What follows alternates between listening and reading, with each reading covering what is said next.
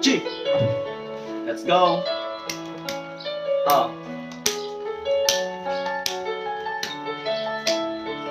Let's do that. In 5, 4.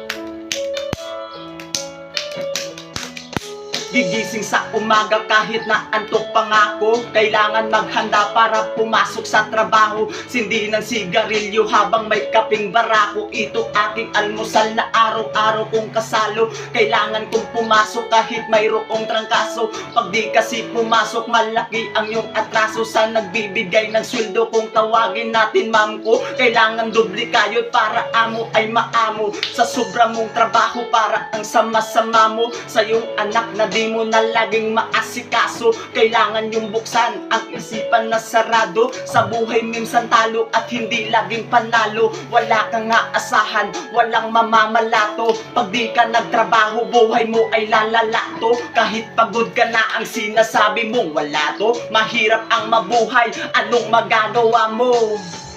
Ganit!